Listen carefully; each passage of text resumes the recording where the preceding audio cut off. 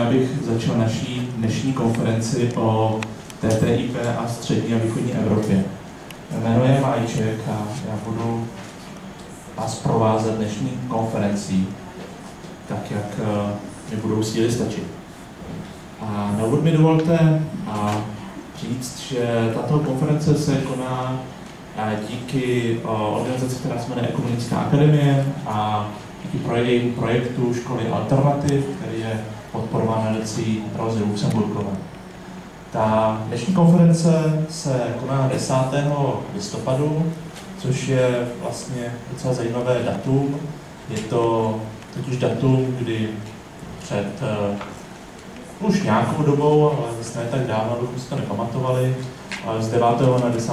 listopadu totiž padla Berlínská zeď, což byl symbol rozdělené Evropy. A aspoň tady ve Střední a Východní Evropě se nám říkalo, že teď vstoupíme do toho zlatého věku, prosperity, míru.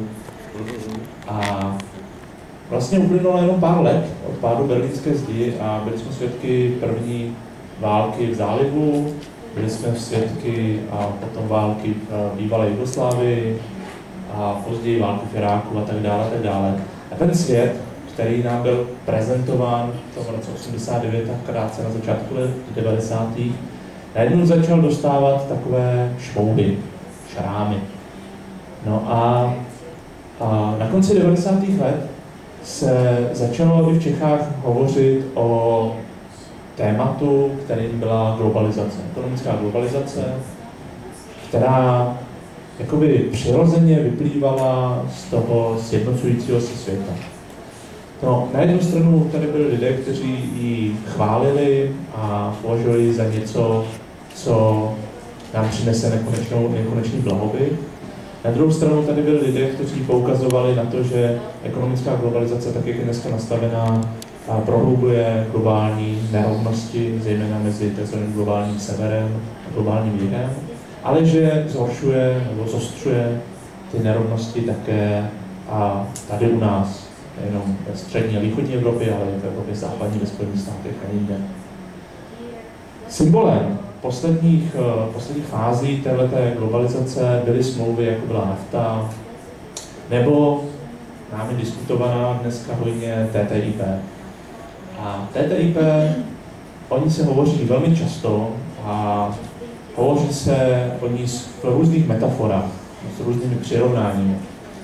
Jedním z těch, které jste možná zaslechli, je, že TTIP je taková paní Kolombová. A to znamená, že se o ní hodně mluví, ale nikdo ji nikdy neviděl. A my se pokusíme, aspoň do té míry, do jaké nám to umožňují informace, které jsou dosud známy o TTIP, ji představit a zároveň se pokusíme zdůraznit, jaké dopady může mít tato smlouva právě na země Střední a Východní Evropy. Naše konference je rozdělená do několika částí. V té první bude hovořit John Hillary a představí nám smlouvu TTIP jako celé. Bude hovořit asi tak 45-50 minut a poté bude následovat debata. Po tomto prvním bloku vás pozveme na oběd, který se bude konat v prvním patře. A po obědě už se začneme bavit přímo o zemích Střední a Východní Evropy, začneme Střední Evropou, potom se přesuneme do Východní Evropy a v závěru si shrneme nějaké základní argumenty a základní otázky, proč je TTIP pro nás problematická a proč k ní máme výhrady. Já už nebudu tedy dále zdržovat. Pro ty z vás, kteří neumí anglicky, máte možnost si vzít sluchátka. A také bych vás poprosil o vyplnění prezenční listiny, pokud jste tak neučinili zatím, protože potřebujeme vykázat, že jsme akci skutečně konali. A já už vám přeji příjemnou konferenci a budu se těšit na debatu.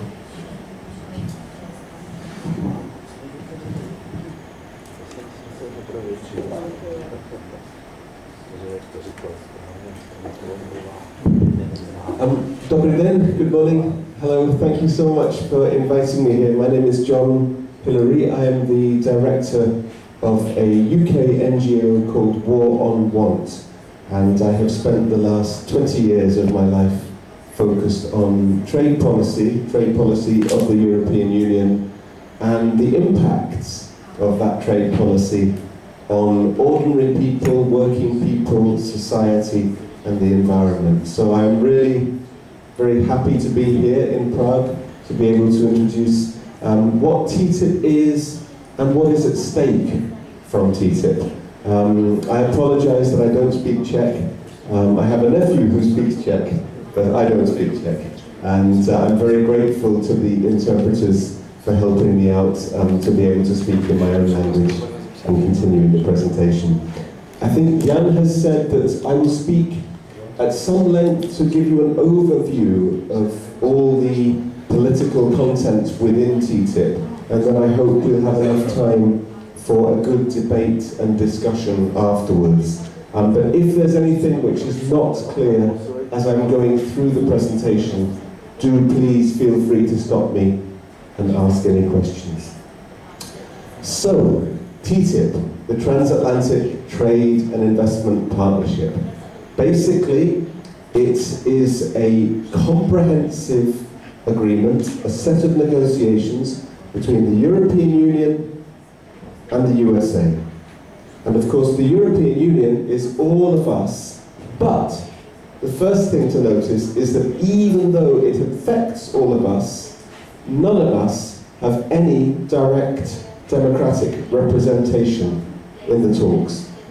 The European Commission negotiates on behalf of all of us, and the European Commission has made very clear that it does not want to have the participation of member states or of civil society in Europe.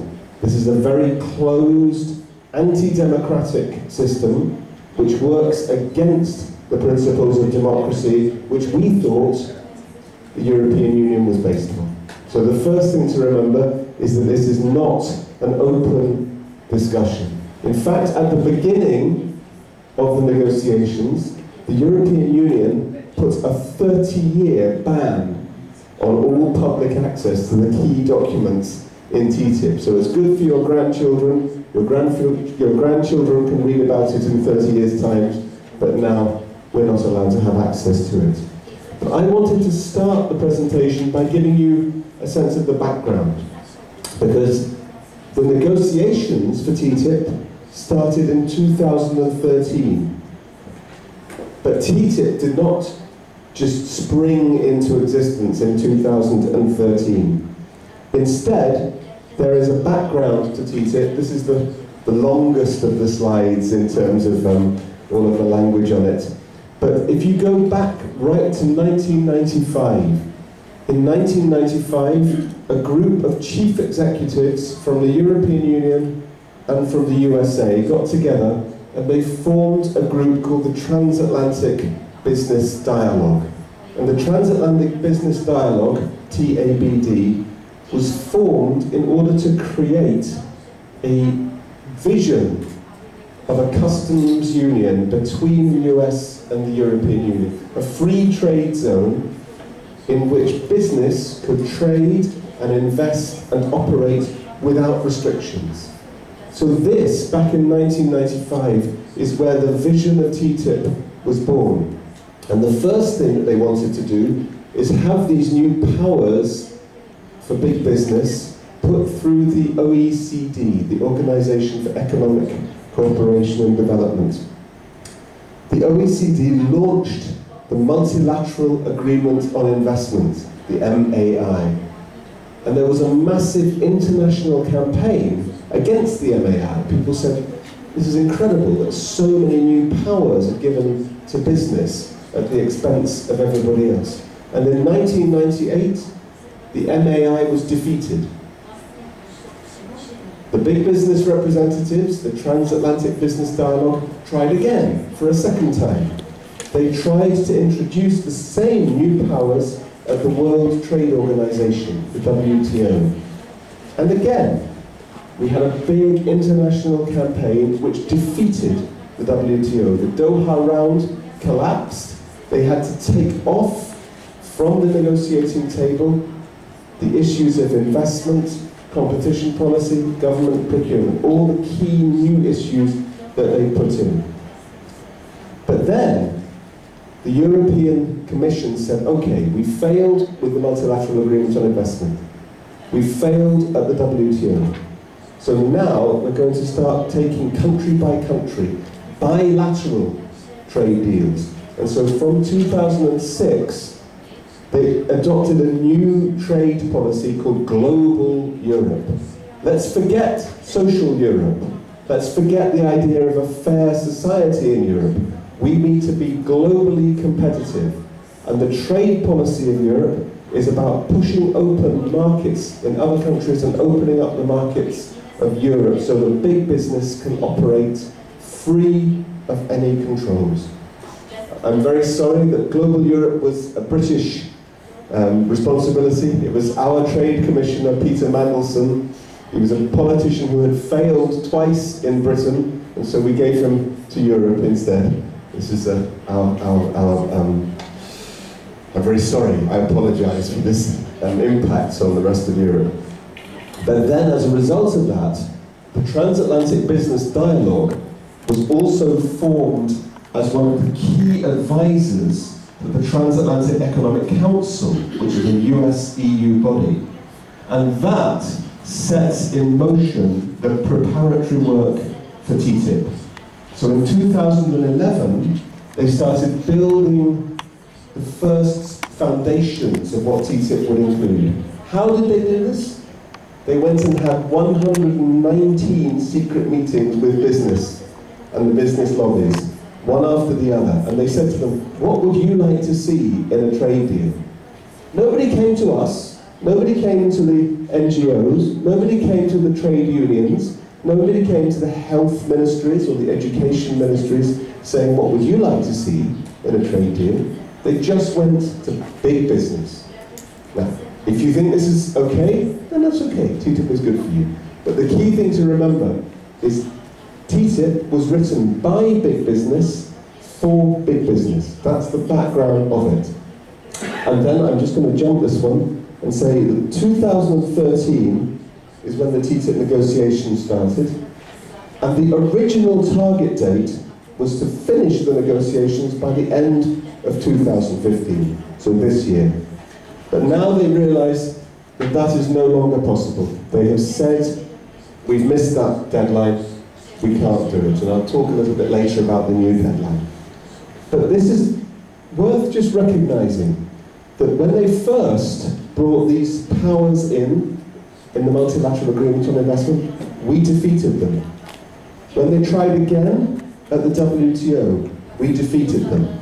They also, in 2012, tried to introduce another trade agreement, ACTA, which maybe you remember because there was a very good campaign against ACTA, particularly in Central and Eastern Europe. And again, that was defeated at the European Parliament.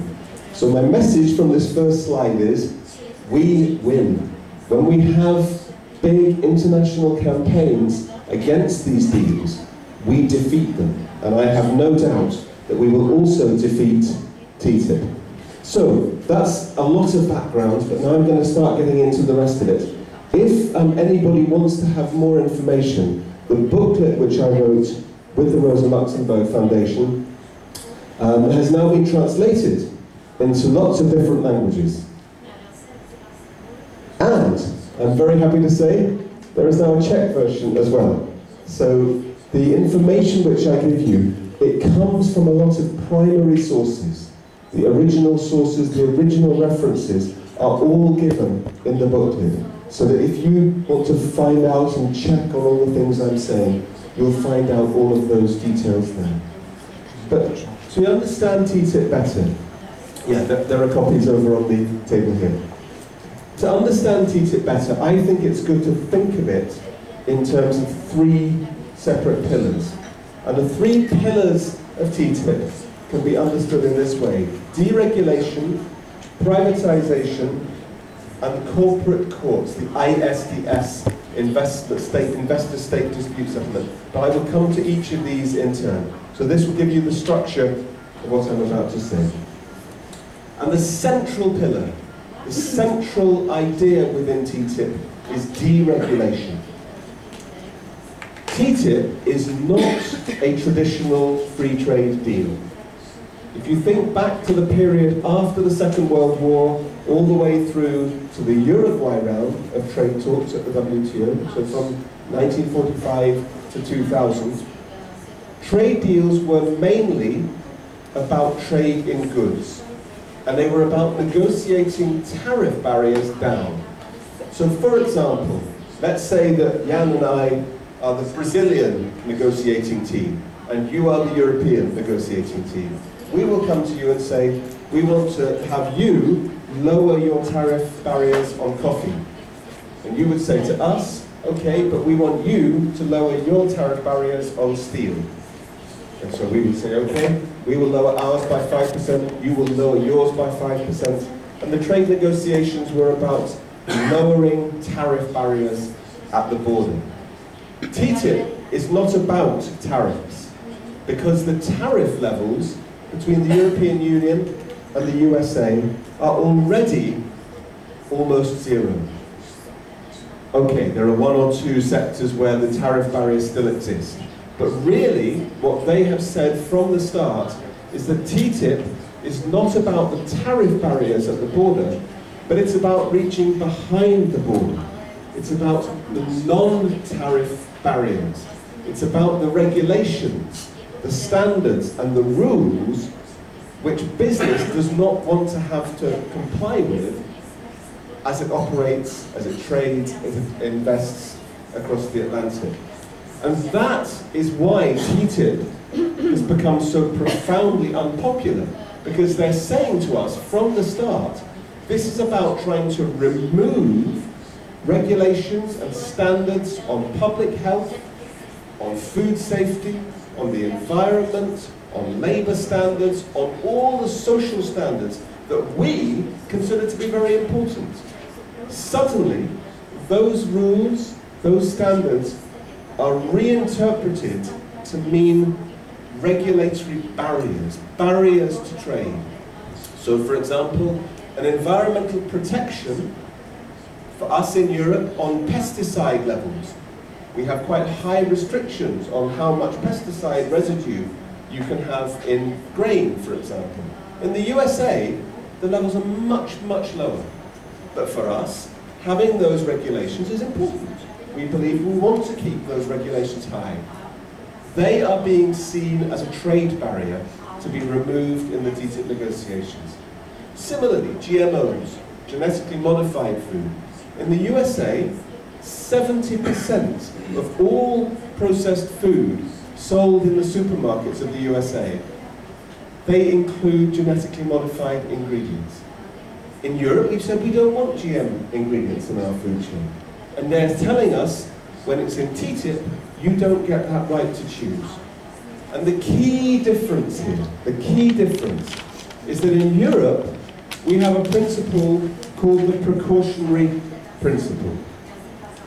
The precautionary principle is a principle which says, if you are a business and you want to introduce a new product or a new process, then you have to prove that it is safe. And if you can't prove it's safe, you can't introduce it. In the USA, it's 100% the other way around. If the government cannot prove it's unsafe, then business can introduce it as it likes. And this means that we say to people, prove it. This is the precautionary principle. In the USA, it's 100% the other way around. And what does this mean in practice? It means, for example, that in the European Union, let's take cosmetics. Cosmetics, these are important things to protect. You put them on your skin, for public health, these are important things. And in the European Union, there is a document, I have read it, the document goes on page after page after page after page of the number of substances which are banned, prohibited from use in cosmetics. 1,377 products you can't use in cosmetics. In the USA, the same list is just 11. And this gives you a sense of the difference in the regulatory structures. Even in the USA, it is still possible to have lead in lipstick. Lead, which we consider to be a high toxin. And the US government says, yes, we do still have lead in lipstick, but it's in small quantities, and if you apply it correctly, it should not be dangerous to your health. What? So this is the type of difference that we have. Also when it comes to food, you may have heard of the idea of chicken being washed in chlorine. This in Germany, they are absolutely, when they hear TTIP, they go chlorine chicken, because they think this is a disaster. It says that in the USA, the food safety rules are much lower than in Europe. In Europe, we have food safety at all parts of the production chain. In the USA, they have no food safety rules, but at the end, you dip your chicken in chlorine and wash away all of the bacteria. This has been banned in Europe for 20 years, and now they're telling us, you need to open up, you need to accept, you need to eat what we eat in the USA. Similarly, growth hormones. I don't know, is Jamie Oliver known here? Yes? I think he's sort of become a bit of an international celebrity phenomenon. And it's good because his office is very near our office in London. So we have worked with him so that he also has said 90% of beef, 90% of beef produced in the USA is produced with growth hormones. So the cattle are fed growth hormones, they grow more quickly, they can be killed earlier, and therefore they become more profitable to industrial farming. The problem is that these growth hormones have been shown to cause cancers in humans. And so they've been banned for 20 years in the European Union. The USA says that is a trade barrier. You've got to get rid of it. You can see the picture. This is why for us, deregulation is a disaster. But not just for this.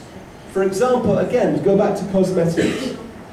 After a long battle in Europe, we have banned the animal testing, the testing of cosmetics on animals. It's cruel, it's unnecessary, and people fought very hard to have a ban on it. In the USA, it's 100% okay to use any type of testing on animals. And I raise this because the place which has done this campaign is a cosmetic company called Lush. I know that you have Lush here in Prague as well. And so we, in the last couple of weeks, we got together with Lush, this company, and we managed to have a major campaign across the whole of Europe, which was really good to try to raise the issue. Raising the issue of TTIP as a threat to our regulations and our standards. And this is a type of soap you can buy, and on the back of the soap box it gives you all of the information about TTIP, so this was quite nice for you. So that's the end of the first pillar, one pillar, deregulation. The second pillar is privatization. And privatization of public services or of water, utilities, networks, rail, we know this already. We already have experience of privatization in many of our countries. But the point about it being in a trade deal is that the privatization becomes irreversible. You are guaranteeing to a US corporation that the market that you have privatized will remain open forever. That's the point of a trade deal. Our countries can do privatizations themselves without trade deals. And we found out in a leak on the BBC back in February of this year, there was a deal, the text leaked to the BBC, which showed all of the public services sectors which are included in TTIP. Health, education, water, sewerage, rail, road, financial services, all postal services, all of the public services which we believe are better in the public hands, not in private hands, they're all included within TTIP. So if they're being privatized, they will be privatized forever. There's no need to worry about this too much, because you will see that now they've had to make this public. But the European Union said, don't worry, we can protect public services, it's okay. And we had to come back again, we have to, every time they do a leak or do a new piece of propaganda, we have to keep writing back and saying, no, here is the truth on this. And then they actually published, this is the place where you will find it, they published eventually the full document which shows all of the sectors that the European Union is giving up in TTIP to the USA. And this is really important, because they will tell you again and again and again, you have nothing to fear from TTIP. You can always, if you have a privatization, you can always bring it back into public hands. There's nothing to stop you. In fact, the opposite is true, and we will see in the Slovakian case, which is coming up, one of the examples of this. The other thing to recognize, and I think this is important, I've talked up until now about the US corporate threat to Europe. It's not all one way. TTIP is also about European business trying to open up markets in the USA. In fact, it's better to think of TTIP not as EU versus USA, but as EU and US business, transnational capital, against everybody else, in Europe and in the US government, and the US people. And in the USA, they still have, in many states and in many local counties, this buy local provisions. This is the idea that the government should give local contracts to local businesses, to small family firms, to local jobs, to keep local economies alive. And you can see, this is the buy local. It goes to police, it goes to roads, it goes to schools. It's about building local economies. This market is a market of $650 billion a year. The biggest market you can imagine. And the European big corporations are not allowed into it. So TTIP is now being seen as the #1 way in which European big business can get access to these new markets of the US. Okay, so that's the second pillar. Pillar 1, deregulation. Pillar 2, privatization. And pillar 3 is this new power which is going to be given to US corporations to sue our governments in their own privileged courts for any policy or any new rule or regulation which will hurt their profits.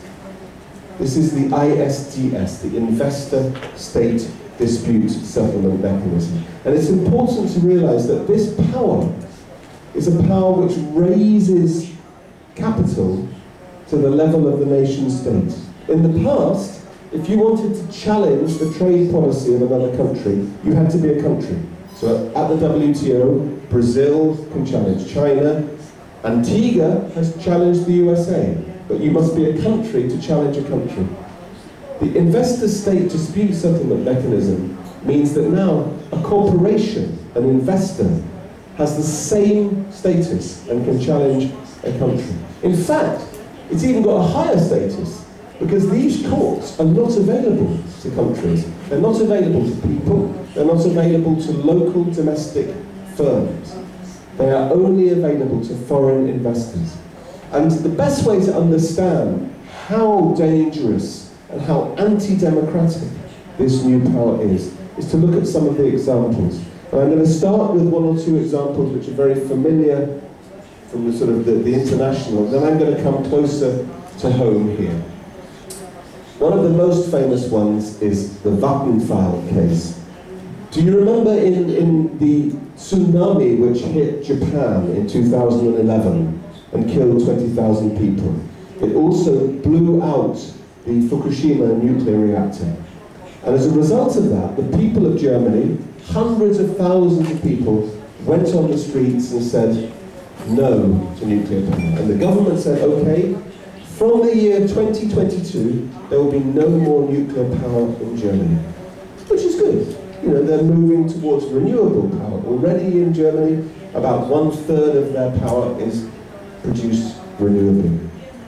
Vattenfall is a Swedish company, and Vattenfall has sued the German people for 5 billion euros for daring to suggest that Germany should leave nuclear power and transfer to renewable power.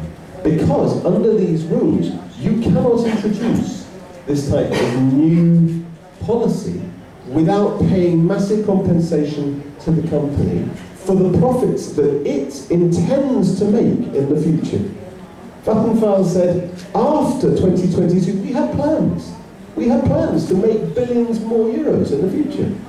And so now the people of Germany have to play to get that. Even more extraordinary, in Australia, in 2012, the government introduced a new law which said all cigarettes must be sold in plain packaging. So Camel and Lucky Strike and Marlboro can't be seen on the shelves. It's got to be plain packaging with strong public health warnings on it. Philip Morris, the big US tobacco multinational, is suing the government of Australia for billions of dollars because of introducing this law. Philip Morris said, under the free trade and investment rules, you can't do that. You have to pay us because you have now harmed our right to make money in the future. And this is not about the usual rights which a company can have in a contract, for example. Let's say that maybe I'm a British company and I have a contract with Prague City Council to provide environmental services. And I have a 5-year contract, for example. And after 3 years, Prague City Council says, no, we're fed up, we don't want you, we cancel the contract. Well, I have a right to go to court in a fair and open courts in this country and argue my case. And the journalists can come and report on it. TTIP and ISDS is not about contracts. Philip Morris never had a contract to sell cigarettes to the Australian people. And this is why it's important, because a lot of your politicians and a lot of our politicians come back and say, oh no, this is just about contracts. It's about giving more power to the contract. No, it's not. It's about going further. Other examples, and this one is familiar to many of you. In Slovakia, a previous government had privatized the health insurance system. And on the privatization, a lot of Dutch companies said, okay, this is great, we can get involved, we can start making money out of the health sector. And the new government, back in 2005-06, when they were being ready for election, said, look, we would come in and we would renationalize, we would bring back the health insurance into public hands, into a social insurance system. And they did that, and they were sued by Akademie, the Dutch company. What's interesting about this is that the tribunal which heard this case ruled in favor of Akademie against Slovakia. And they charged 22 million euros. Then, with the costs, it was 25 million euros. And then, a court in Luxembourg said, we will seize 29 million euros of the Slovakian people's assets, just so that this company can be paid back in case the Slovakian government decides it doesn't want to. And we think, wait, this was a democratically elected government, elected on a platform which said we wish to renationalize the health system. Why the hell should they be paying off a Dutch company simply for that democratic privilege? Even more interesting ones from nearby. The Mikula brothers, these are the Mikula brothers, from Romania. They are Romanian brothers, but they live in Sweden. And so they were able to use the Sweden-Romania bilateral investment treaty to sue Romania, to sue their own country. Why? Because the subsidies which the Romanian state had paid to the Mikula brothers to set up their food processing operations in the north of the country were now not permitted under European Union law. When Romania joined the European Union, they had to discontinue those state subsidies. And so the Mikula brothers sued Romania. And they were found to be right. The European Commission said, no, no, no, you're not allowed. Romania is not allowed to pay them this money. And even now, if Romania pays the fine, that will also be in contravention of the EU law. This is how crazy this becomes. It gets even worse in a second. But I just wanted to show you one thing, which is how many of these cases are won and lost. We have over 600 cases from other trade deals, other investment treaties which have already taken place. And you'll find out that about 1/3 don't go the way of the corporations. About a quarter do go for the corporations, but another quarter, so more than 50%, are settled. And settled means usually that you do a deal with the corporation which gives them what they want. So you need to be aware, when people tell you, oh no, no, no, it's only a minority which is actually found in favour of the corporations. No, when you add up, the majority becomes when they're settled and when it's found in favour of the investor. This is from a very good UN study. The UN brings out regular reports on this.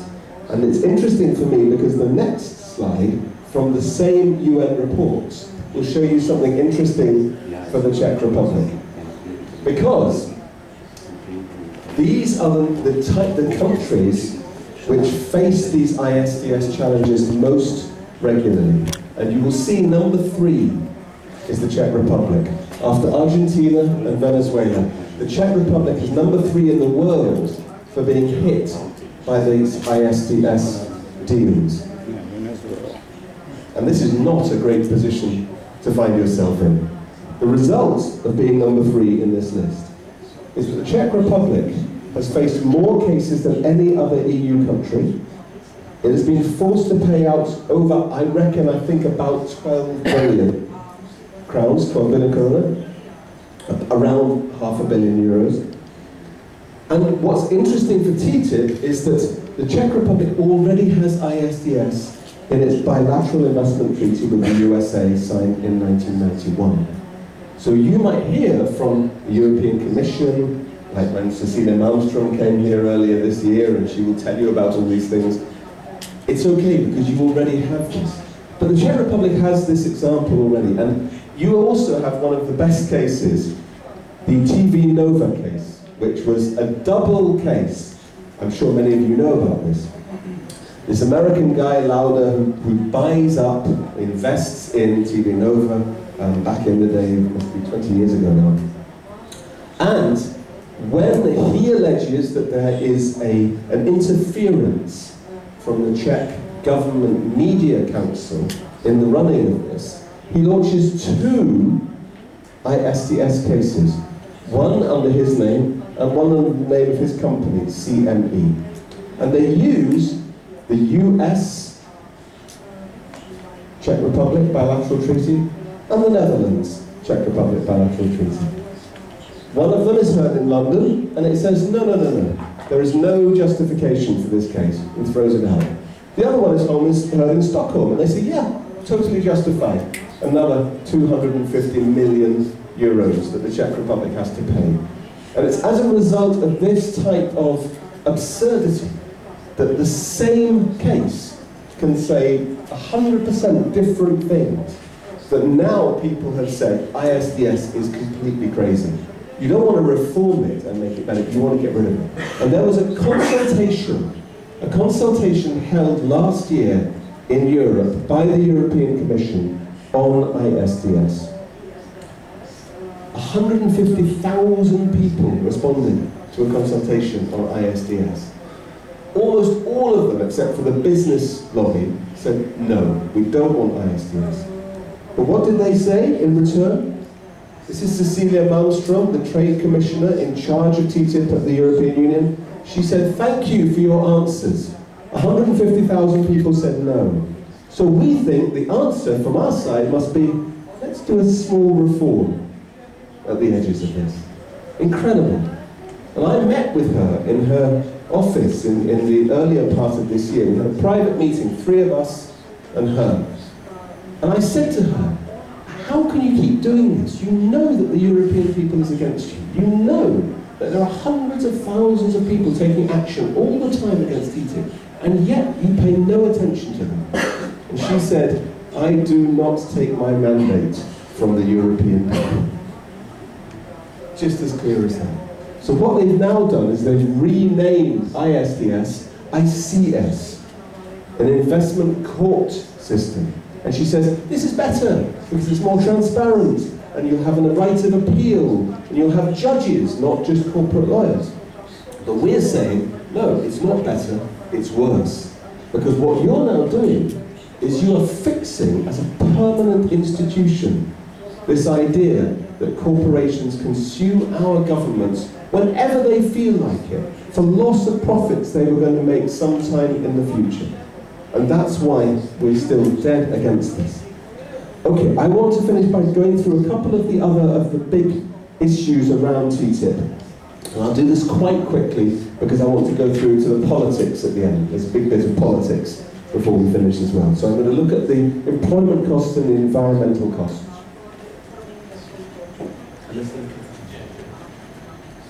So the employment costs. When they first launched TTIP, they said, TTIP is going to be great for everybody. It's not just for big business, it's for ordinary working people. And they said that every family in Europe will get richer by 545 euros. Ho, ho, ho. You know, we said to them, you know that that's a ridiculous figure. And they said, yes, we know it's ridiculous, but we're going to put it out anyway. But then we looked deeper into the study which they did. The CEPR is a London-based think tank which did a study for the European Union on the impact of TTIP. And they said at least 1 million jobs will be lost. At least 1 million jobs. 680,000 in Europe and 325,000 in the USA. If they get the ambitious TTIP that they want, it will be 2 million jobs that will be lost. And the European Commission has said, this is not a net figure, this is a gross figure, so these jobs will be lost. It's possible, in another universe, that every single person who loses their job on a Tuesday will get a new job on a Wednesday. No, the European Commission has said it is absolutely legitimate that TTIP will cause the prolonged and substantial dislocation of labour.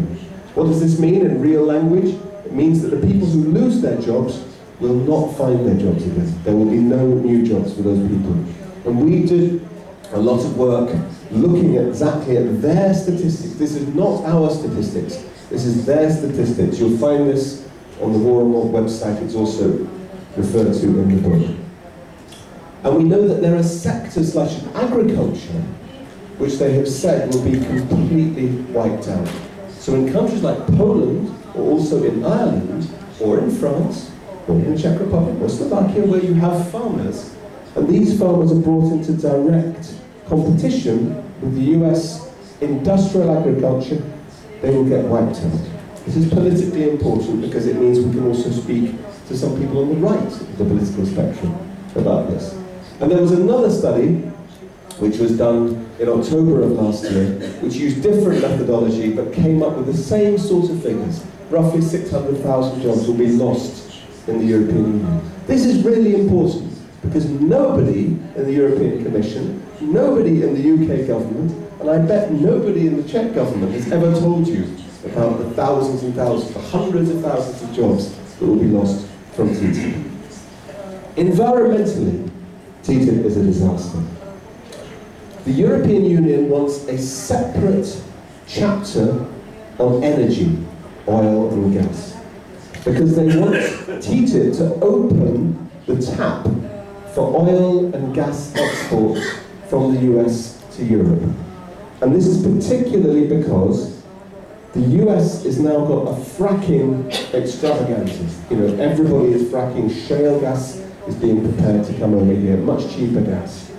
Similarly, the oil from the Canadian tar sands will be refined through the US and pumped out to Europe. So the fact that President Obama has just said no to the Keystone XL pipeline, okay, it's a good thing, but they don't really need the oil to go down to the Gulf of Mexico.